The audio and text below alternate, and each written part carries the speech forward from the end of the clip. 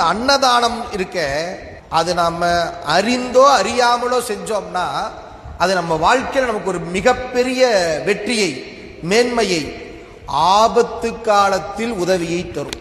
ஒரு வீடு வீடாக போய் சில பொருள்களை விற்பனை செய்கிற ஒரு சின்ன பையன், அவன் வீடு வீடாக போய் வியாபாரம் பண்ணிட்டு இருக்கிறான். அன்னைக்குன்னு பார்த்து அவனுக்கு சாப்பாடே கிடைக்கல. அதனால அவன் என்ன பண்ணா, அப்படியே ஒவ்வொரு வீடாக போனா. ஒரு வீட்டில் ஒரு சும்மா இருந்தாங்க, அவங்களும் ஏழை, பார்த்தாலே தெரியுது.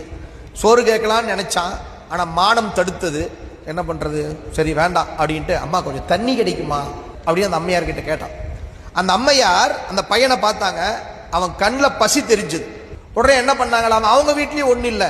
அந்த அம்மா என்ன பண்ணாங்க, இருக்கண்ணா வரேன் அப்படின்ட்டு உள்ள போய் ஒரு டம்ளர் பால் இருந்துச்சு, அந்த தண்ணிக்கு பதில் ஒரு டம்ளர் பாலை கொண்டாந்து கொடுத்தாங்க. குடிடா கண்ணா அடி கொடுத்தாங்க. அந்த பையன் வாங்கி குடிச்சிட்டு அவனுக்கு அப்படியே கண்ணில் தண்ணி வந்துருச்சு. நம்ம பசியோடு இருக்கிறத அந்த அம்மா புரிஞ்சுக்கிட்டாங்க.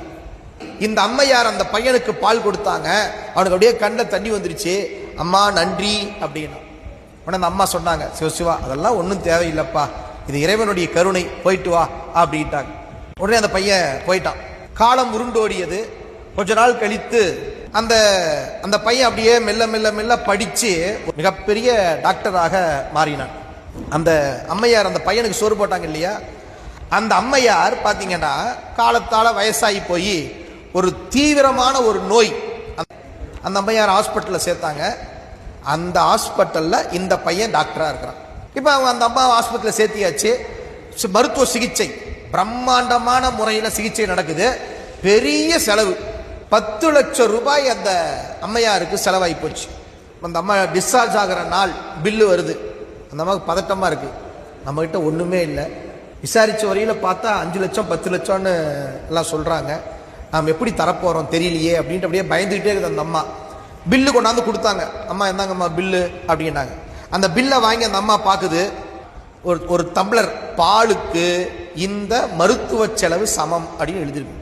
அந்த அம்மாவுக்கு ஒன்றுமே புரியல, என்னடா இது அப்படின்னு அது பார்த்துட்டு இருக்குது. அந்த பையன் டாக்டர் வரான். அம்மா வணக்கம், என்ன அடையாளம் தெரியலையா? இல்லையேப்பான், ஒரு 15 வருஷம் 20 வருஷத்துக்கு முன்னாடி நான் ஒரு முறை உங்கள் வீட்டுக்கு வந்து தண்ணி கேட்டேன், நீங்கள் பால் கொடுத்தீங்க. அன்றைக்கு அந்த பால் தான் என் உயிரை காப்பாற்றியது. அதற்கு நன்றி கடனாக நான் இன்றைக்கு உங்களுக்கு இந்த மருத்துவ செலவை நானே ஏற்றுக்கொண்டேன்னு சொன்னான்.